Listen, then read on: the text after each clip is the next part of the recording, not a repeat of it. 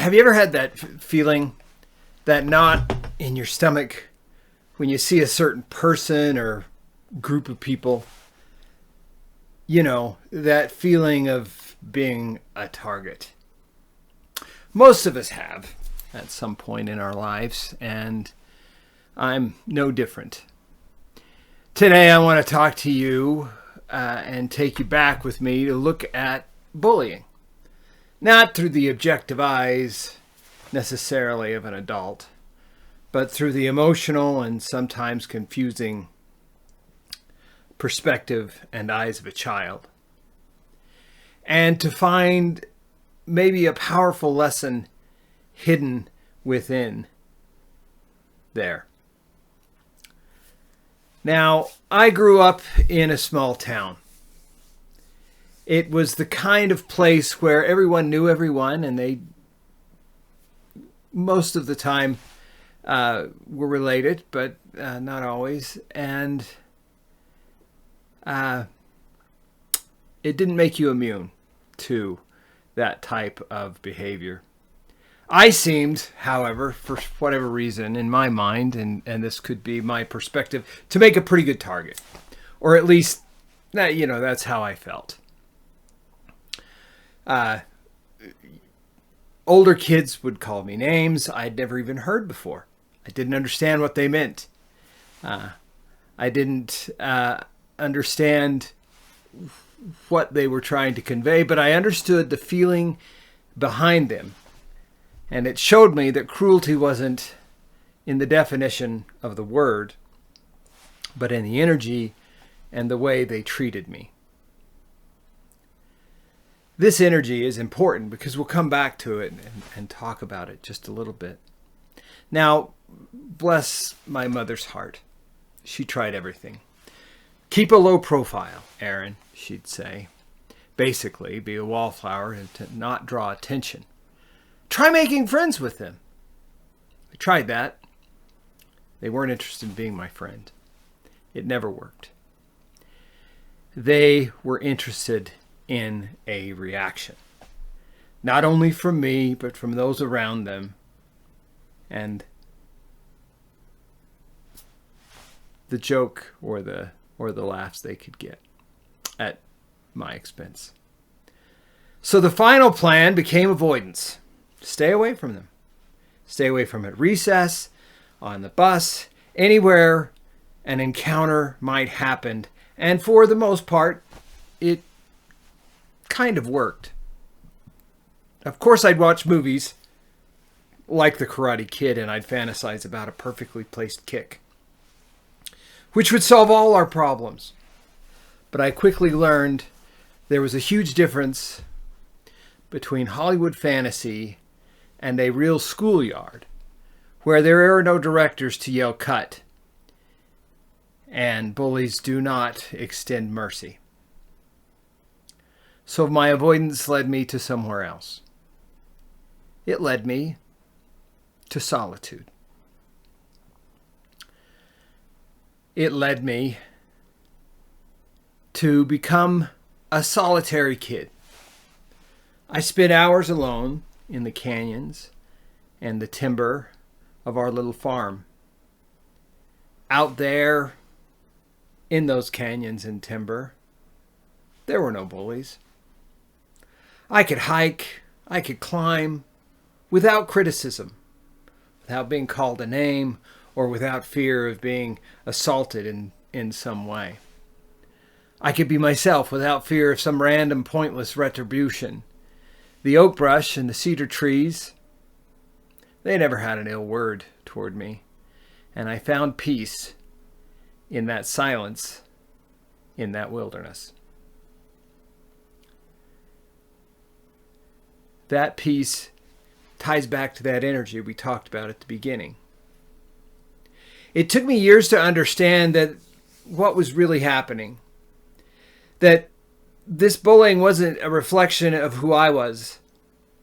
I wasn't being told who I was or what I was. Sadly, it was more of a reflection of who they were, of their own insecurities. They were just kids too, and I have to extend some grace to them as well.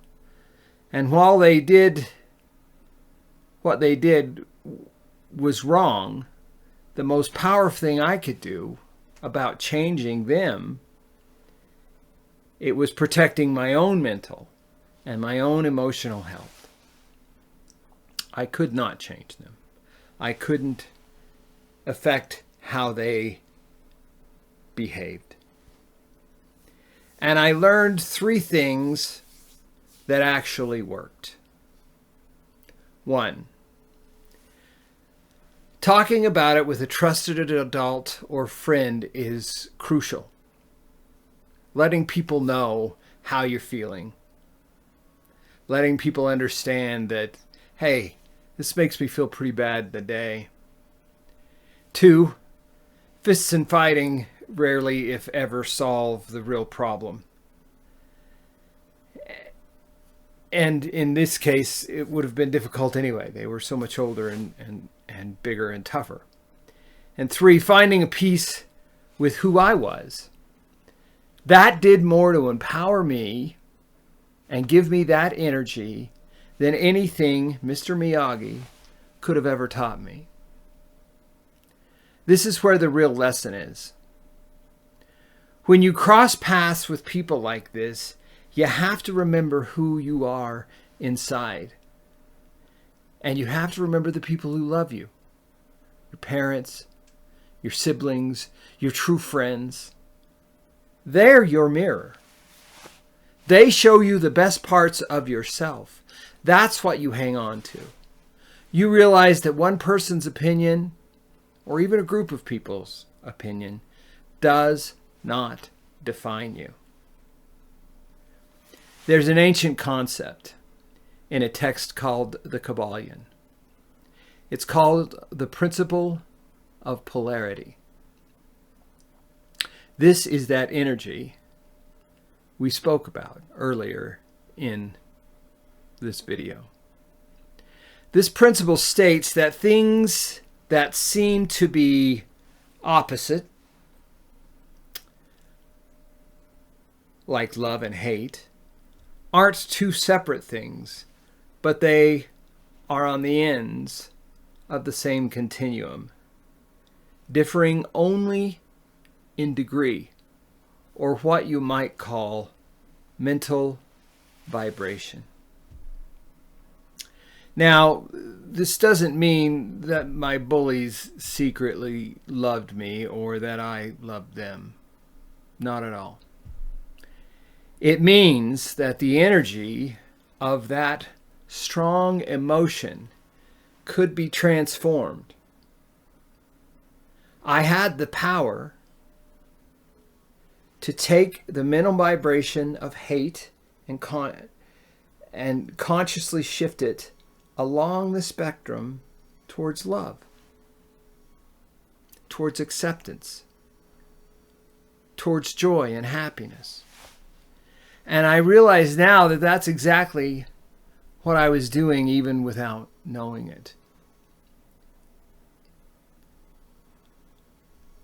As I hiked among the cedars, as I leapt from rock to rock, I was changing those emotions, those intense feelings of hate and despair that I felt at recess or on the bus, into hope, into love, into joy.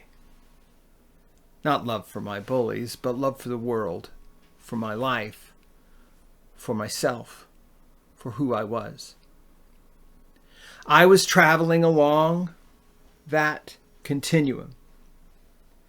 The hate I felt on the playground was transmuted into the love I felt when my big brother took the time to show me how to make a homemade boat out of a tiny Prince Albert can and some spare wood we had around.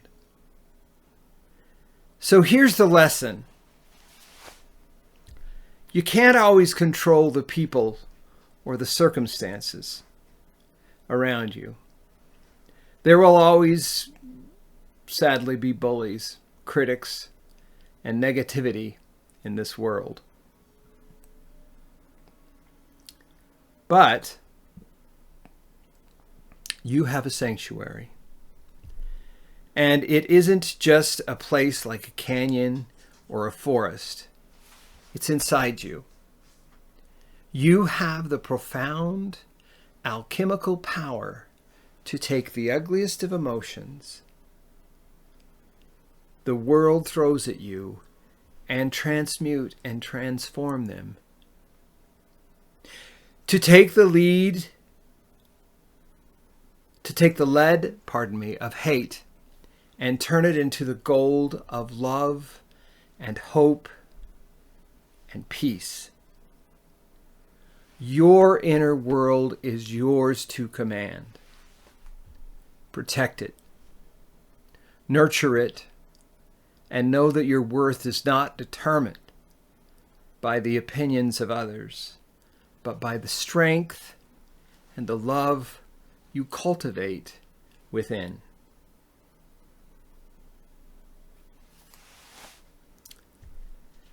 If this story at all resonated with you, I'd love to hear about your own experiences in the comments below.